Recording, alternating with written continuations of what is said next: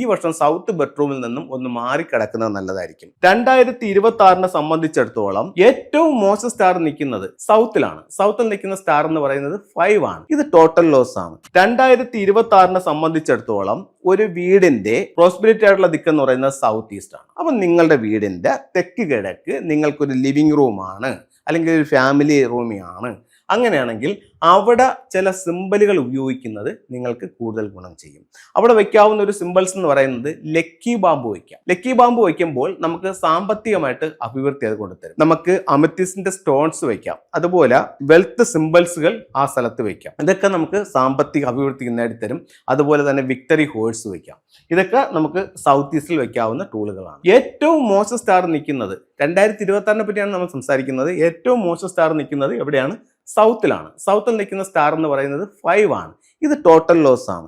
അവിടെ നിങ്ങളുടെ പ്രധാന വാതിലോ ബെഡ്റൂമോ ഉണ്ടെന്നുണ്ടെങ്കിൽ, ബെഡ്റൂം ആണെങ്കിൽ മറ്റ് ബെഡ്റൂമുകളുണ്ടെങ്കിൽ ഈ വർഷം സൗത്ത് ബെഡ്റൂമിൽ നിന്നും ഒന്ന് മാറിക്കിടക്കുന്നത് നല്ലതായിരിക്കും. ആ സ്ഥലത്ത് ആ ഒരു നെഗറ്റീവ് എനർജി നിൽക്കുന്നു. അതിനകത്ത് നമ്മൾ ചെന്നിരുന്നാൽ ആ ഒരു നെഗറ്റീവ് എനർജി നമ്മളെ ബാധിക്കും. പിന്നെ നിങ്ങൾക്ക് ഒരു 1-2 ദിവസത്തേക്ക് ഒരു ഗസ്റ്റ് ആണെങ്കിൽ ഒരു പക്ഷെ അത് കൊടുക്കുന്നതുകൊണ്ട് കുഴപ്പമില്ല.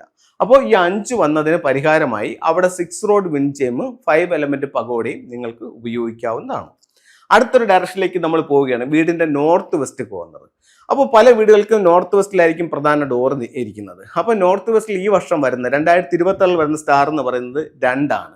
2 എന്ന് പറയുന്ന ഒരു ഇൽനസ് സ്റ്റാർ ആണ്. ആരോഗ്യ പ്രശ്നങ്ങൾ ഉണ്ടാക്കുന്ന നക്ഷത്രമാണ്. അപ്പോൾ 2026 സംബന്ധിച്ചിടത്തോളം വടക്ക് പടിഞ്ഞാറ് പ്രധാന വാതിൽ വന്നു കഴിഞ്ഞാൽ ആരോഗ്യ പ്രശ്നങ്ങൾ ഈ വർഷം നിങ്ങളെ പിടികൂടാനുള്ള സാധ്യതയുണ്ട്. അതിനെന്ത് ചെയ്യണമെന്ന് വെച്ച് കഴിഞ്ഞാൽ ഒരു 6 റോഡ് വിൻചെയിം അവിടെ സ്ഥാപിക്കാം. അതുപോലെ തന്നെ ഒരു 6 മെറ്റൽ കോയിൻസും മെറ്റൽ കലാഭാഷും ആ ഡയറക്ഷനിൽ ഉപയോഗിക്കാം. ഒരു കാരണവശാലും സൗത്തിലോ നോർത്ത് വെസ്റ്റിലോ ഈ വർഷം 26 റെഡ് കളേഴ്സ് പാടില്ല. റെഡ് ലൈറ്റ് പാടില്ല, റെഡ് മാറ്റ് പാടില്ല, റെഡ് കർട്ടൻ പാടില്ല. അടുത്തൊരു ഡയറക്ഷനിലൂടെ നമുക്ക് നോക്കാം, സെന്റർ. അതായത് ഏതൊരു വീടിന്റെയും സെന്റർ ഭാഗം, നടുമുറ്റം, അതായത് കറക്റ്റ് ബ്രഹ്മസ്ഥാനം. ആ ബ്രഹ്മസ്ഥാനത്ത് ഈ 2026 വന്നു നിൽക്കുന്ന സ്റ്റാർ എന്ന് പറയുന്നത് 1 ആണ്. നമുക്ക് ഏറ്റവും പ്രോസ്പെരിറ്റി തരുന്ന സ്റ്റാർ 9 കഴിഞ്ഞാൽ അടുത്ത സ്റ്റാർ എന്ന് പറയുന്നത് ഏറ്റവും പ്രോസ്പെരിറ്റി തരുന്നത് 1 ആണ്. അപ്പോൾ ഇവിടെ 1 ഉപയോഗിക്കുമ്പോഴത്തേക്ക് എന്ന് പറഞ്ഞു കഴിഞ്ഞാൽ ആ ഒരു ഏരിയ ഈ വർഷം തൊഴിൽപരമായിട്ട് കൂടുതൽ ഗുണങ്ങൾ തരും. അപ്പോൾ അവിടെ നമുക്ക് ഡ്രാഗൺ ടർട്ടലിന്റെ ഒരു സ്റ്റാച്യൂവും അതിനോടൊപ്പം ഒരു റൂയും കൂടെ ചേർത്ത് വെക്കുന്നത് തൊഴിൽപരമായിട്ടുള്ള അഭിവൃദ്ധിക്ക് നല്ലതാണ്. അതുപോലെ നമുക്ക് അവിടെ സിമ്പിളായിട്ട് ചെയ്യാൻ പറ്റുന്ന മറ്റൊരു റെമഡി എന്ന് പറയുന്നത് ഒരു 6 റോഡ് വിൻചെയിം അവിടെ ഹാങ് ചെയ്യുന്നത് നല്ലതാണ്. പെൻഡുലം ക്ലോക്ക് ഉണ്ടെങ്കിൽ ആ വീടിന്റെ ആ ഒരു മിഡിൽ ഭാഗത്തായിട്ട് വെക്കുന്നത് നല്ലതാണ്.